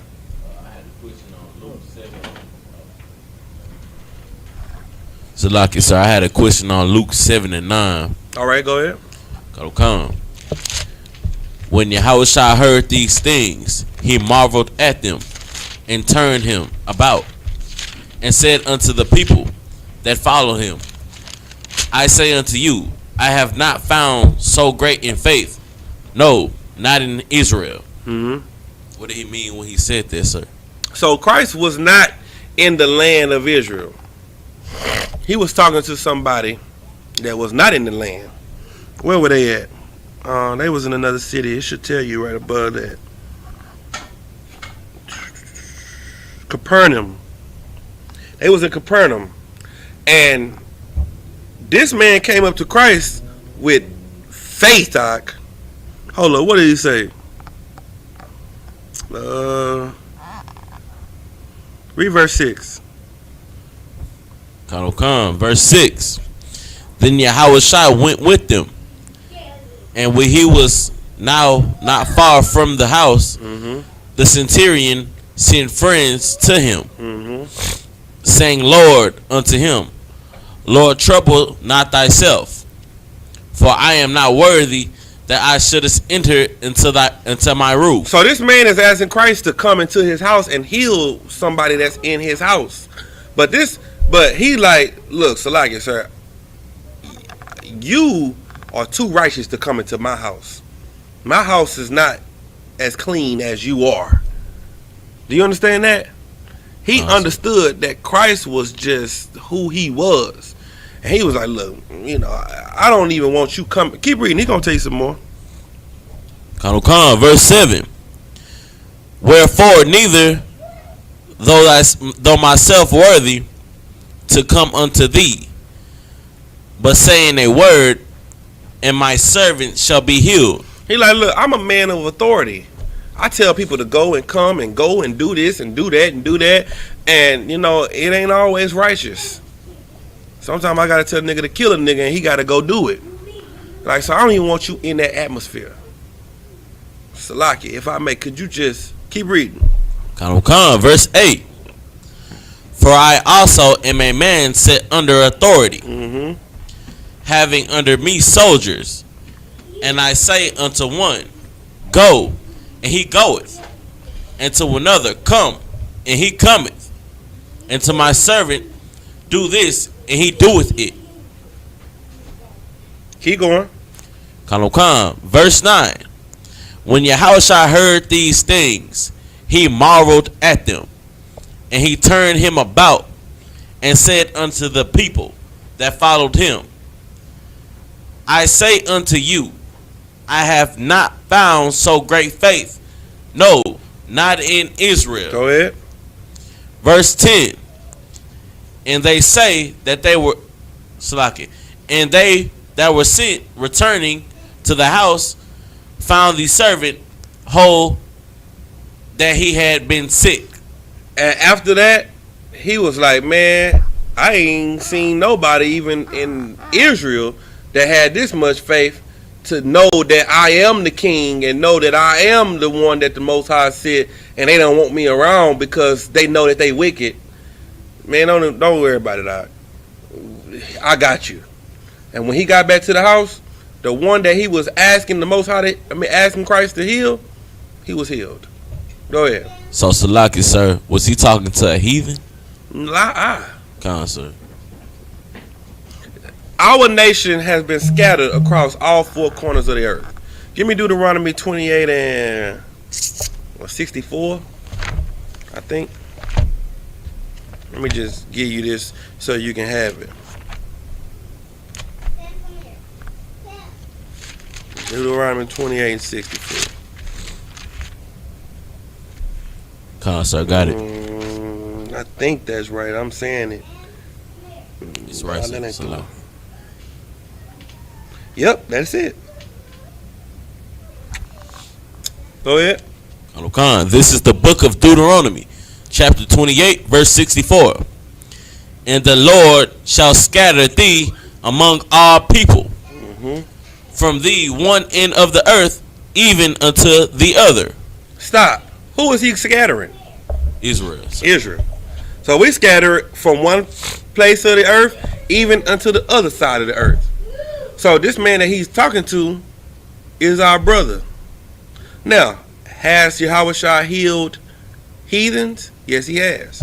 Because he healed the he healed the what's that woman that he called a dog? A Syrophoenician by nation. He healed a Greek woman, a white woman. But she understood her place. You understand? She understood she was a dog. And she understood that she didn't deserve it. And the Lord gave her a blessing. You know what a blessing is to black people today? What do black people say? Oh, this is such a blessing. When do they say that? Salaki, sir, whenever they get some money in their pocket. What else? Whenever they get a new car, a new house. What else? A new job. What a else? promotion. Groceries. They go to the food drive. They go to a food drive and somebody put a turkey in their window and they like, oh, this is such a blessing. They go to the school back to school drive and you put some Crayolas and a binder and a backpack in the car and they say, oh, this is such a blessing. They go to a drive and get a bike put in the back of the car for Christmas and they like, oh, this is a blessing. Black people are just happy with just anything. Well, that was her. She was just happy with just being able to get anything. Now, just because she got a blessing, that don't mean she's a part of the covenant. Covenant and blessing are two different things. All nations got a blessing. Ishmael got a blessing. You understand? Everybody got blessings, but everybody is not a part of the covenant. You understand? All right, no sweat. Oh, I see some questions on there now. Go ahead. I just wanted to break down of Jeremiah chapter 8, verse 1 and 2. All right. Jeremiah 8, chapter 1. At that time, saith the Lord, they shall bring out the bones of the kings of Judah, and the bones of his princes, and the bones of the priests, and the bones of the prophets, and the bones of the inhabitants of Jerusalem out of their graves. Verse 2.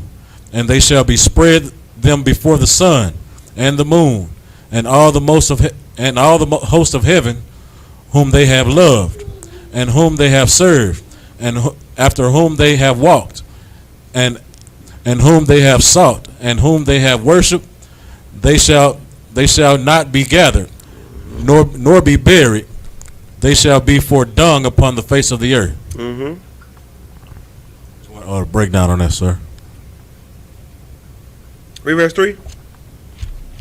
Verse 3. And death shall be chosen rather than life by all the residue of them that remain of this evil family, which remain in all the places whither I have driven them, saith the Lord of hosts. Sounds like what we've been talking about all day. Death was chosen instead of life. So because they chose sin over righteousness, they die. And all of their bones, they're not able to get buried. These people are not able to die a good death. They dying a horrible death where their bones are being brought forth. The kings of Judah, the bones of the priests, the bones of the princes, the bones of the prophets, the bones of the inheritors of Jerusalem and the grave, out of the graves, like that's like a disrespectful death. You know what I mean? Like, we bury our dead, but your dead are not being buried. You are dying and not getting the proper burial. You see what I'm saying? Why are you dying and not getting the proper burial? Go ahead. Because you probably got caught sinning. Because you are wicked and evil. And you're not living right. You understand? That's called Sheol. Sheol is hell. And that's where you bury sinners. You know that, right? That's the real hell. Hell is where is a pit where sinners die. You bring them in front of the courts, and the judge say, what happened to you? What's going on? Well, yeah, I slept with another man's wife, but, Salakia. I know, Sweat, I understand. I appreciate your Salakia, brother, but you got to die. We're going to stone you. We'll see you in the reincarnation. We take him out back, dig him into a hole, have his head sticking out. We stone him. You know what we not doing to him? We not digging a grave for him. We throwing him in the pit full of sinners. That's what this is talking about in there. It's talking about people that don't deserve a proper burial because they're wicked. All right? I swear. I see. When it says, let there be light, was it talking about light in the ground? Okay. When it says, let there be light, it's talking about lighting up the elements. It's talking about lighting up with the core of the earth. You know what I mean? The core of the earth is the first light. That is the light that was lit. That was lit up so that the angels can see the working ground that they were working on. If you're thinking about building something, you make a foundation, you make the outline. So we're gonna work in this area, and then we're gonna have a light. Well, that light was the gases and the molecules that were brought together so that they can start to make the earth. You understand? Well, you can say somebody else? Okay. Yeah, that was the light. So yeah, it is the light that was in the ground because the earth's core is that light, and it's in the ground.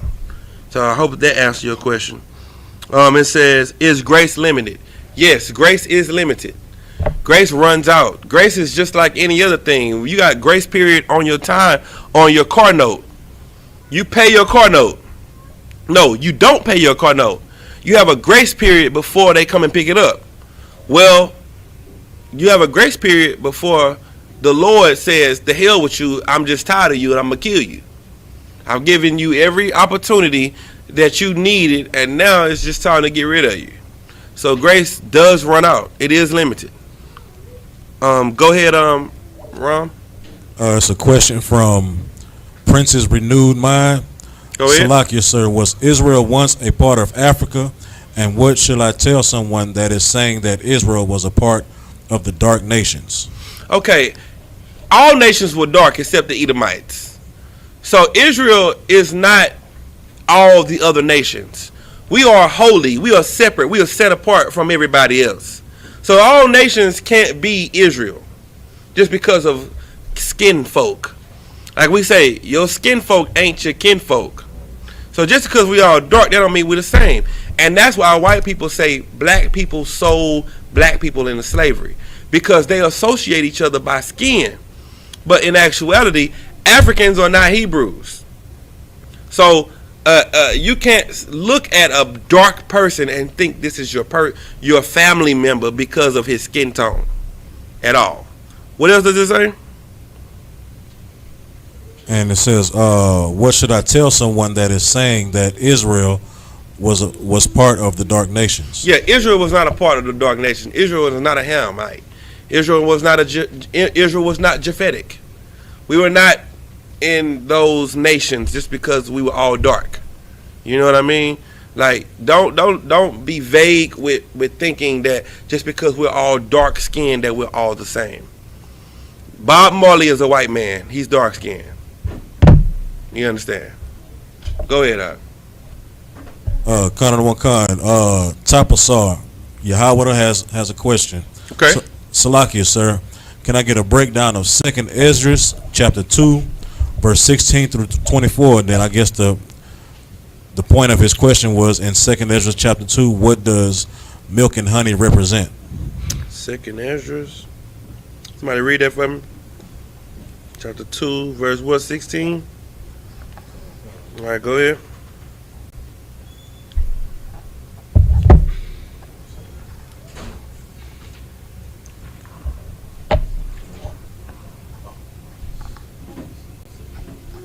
This is the book of 2nd Ezra, out of the Apocrypha, chapter 2, verse 16. And those that be dead will I raise up again from their places, and bring them out of their graves. For I have known my name in Israel.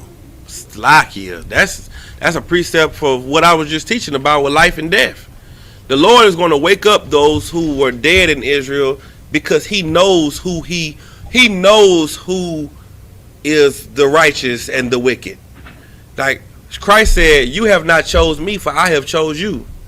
So Christ know who the Most High has chose, because the Most High gave Christ the men that He wanted to give him. You know what I mean? It's just like, I don't want to go there. That might be too deep. But I'm gonna just say it. Maybe, he that has an ear, let him hear. John the Baptist was Elijah, and Elijah was a man who followed the Most High, but he didn't want to follow Christ. So it's like, just looking at it like this. Hey man, I got a solid nigga right here, but let's see if he ready to follow you. Let's see if he ready for that. So what he did was he sent up John. Bam, John pops up, and he like, ooh, Salaki, 1 second. Hey, Shalom on Christ. So he like, let me see if he gonna follow you. And John didn't follow Christ, but he followed the Most High to the T. You understand? He was zealous about following the Most High, but he was the first one that was given the opportunity to follow Christ. So that's how it is. The Most High has given Christ some solid niggas, and now those solid niggas that the Most High had is being tested to see if they solid for Christ. He was giving them. You see what I'm saying? So I forgot the question, Salakia. Oh, keep reading. Conan 1 verse 17. Fear not, thou mother of the children, for I have chosen thee, saith the Lord. Verse 18. For thy help will I send my servants Esai and Jeremy. After whose counsel I have sanctified and prepared for thee 12 trees laden with diverse fruits. Verse 19. And as many fountains flowing with milk and honey, and 7 mighty mountains, whereupon there grow roses and lilies, whereby I will fill thy children with joy. Milk and honey is a term that's used to mean plentiful and rich and having a lot of, it's a term that's always used for like the land of Israel, because the land of Israel is very resourceful. You know what I'm saying? That's the land that has oil and, all these different resources in it. So milk and honey is just a term used for that. Just like sun and the moon is a term used for wisdom and knowledge. Just like mountains is a term that's used for the government. You know what I mean? You got to understand that the Bible is spiritual, and the Bible is not talking direct. Like, a Christian would say milk and honey, they'll go in the kitchen and get some milk and honey and put it in a jar and a cup and mix it up and drink it and say, I wonder what the Lord meant. I wonder what was the Lord trying to show me by drinking the milk and the honey. That's not what it's talking. It's just talking about plentiful and, resources and stuff like that. All right. Matthew 15:24 say, what is ISUPK outlook on young men and teenagers cussing, if cussing isn't a sin? Okay, so there's a time and a place for everything. Yes, there is no sin for saying a curse word. You know what I mean? A curse word would be shit, ass, damn. That's not a sin, but you don't use it loosely. You don't just say these words just to say it. You know what I mean? Like, only time I curse is when I use it as an adjective to describe something so that you can understand how serious it is. Like, I only use the word bitch when I want you to feel the of how you're behaving. I can say you're a woman that's acting out of character. That ain't gonna mean nothing to a black woman. You gotta be like, sis, to be honest, you're really being a bitch. That's gonna hit a sister in the chest like this. Oh my God, I'm being a bitch. You know, you tell a sister that you're being promiscuous. You know, sister, you need to stop being so promiscuous. She's gonna be like, okay, no sweat, sir. I'm sorry for blowing rod today, and I shouldn't have blown rod. Or if you say, you just a hoe. You just a goddamn hoe, and all you do every time your legs is open like the highway. Your mouth opens up. See, when you say it like that, you know, then a sister be like, oh my God. Sometimes cursing is needed. And, you know, sometimes it could be used unseasoned. Now, if a teenager is using curse words, you know, teenagers need to shut the hell up and learn. You know, grow up. Now, you know, you outside, you be like, hey, man, that shit live. You know, I mean, it ain't no sin in it, but it's not expedient. It's not, you know, you shouldn't do it. It's not necessary. You know what I mean? But it's not a sin. So you just, you know, if you outside talking to your friends, curse around your friends. Don't curse around adults. That's my advice. I'll say if you gonna curse where there's no adult. When the adult come, you, yes ma'am, yes sir, you know, yes sir, yes ma'am, I'm sorry. I understand, I'm sorry. And then as soon as they go, yeah man, you know, that motherfucker came on here. You know, you can do what you want to do, ain't nobody around. Because there's no sin in it. You're not, you know, committing an act against the Lord.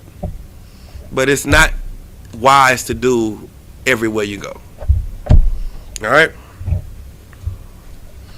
So like, would that be like a stumbling block precept or something like that? Yeah, it kind of is a stumbling block, especially if somebody don't understand the truth, don't understand this lifestyle. See, one thing you got to understand is, think about cursing in America.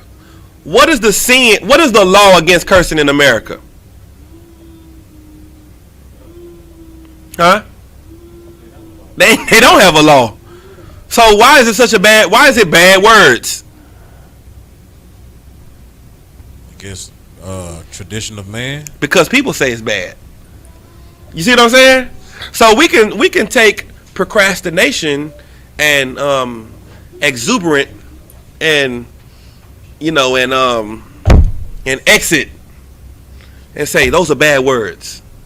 And you be like, yeah, I had to go out the door. I had to exit out the back. Oh, you know what I mean? It was exuberant. Oh, we can make any word a bad word. You know what I mean? It's not a law against it, so it's not a bad thing. And if everybody accepts that we say exit is a bad word, then every time you say exit, somebody be, hey man, hey, watch how you talk to me. I left. I ain't exit. You know what I'm saying? Like, I left the house. Don't say I exited the house. You know what I'm saying? Watch how you talk. Yeah, it's just a word that we make a big deal with. You know, it's really not nothing. Like shit is boo-boo, it's dung. You know what I mean? But I wouldn't say shit all the time to people who don't understand, because I'm a priest. So now I'm out here saying shit, and because they are weak and they don't have the understanding that I have, they will say, see, that's not the spirit of the Lord. The Lord wouldn't say shit. You know, the Lord wouldn't use the word bitch, but they don't understand that Christ called a white woman a dog, which is kalabra in the Hebrew, which means female dog, which means bitch. They don't understand that, and I ain't got time to teach it. So, you know, go ahead, Doc. Talking about like Colossians 4 and 6. Let your speech be always with grace, seasoned with salt, that ye may know ye ought to answer every man. That's it. You got to have seasoned words when you talk. You got to be very seasoned when you talk. You know what I'm saying? Just make sure that nobody can misunderstand what you're saying in their ignorance or in their youth and not understanding what you're saying. You understand? Is there any more questions?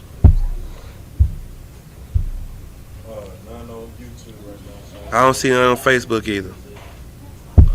All right, with that, we're going to pass class over to Precinct Officer Yeshaya. Give him a hand. Salakia.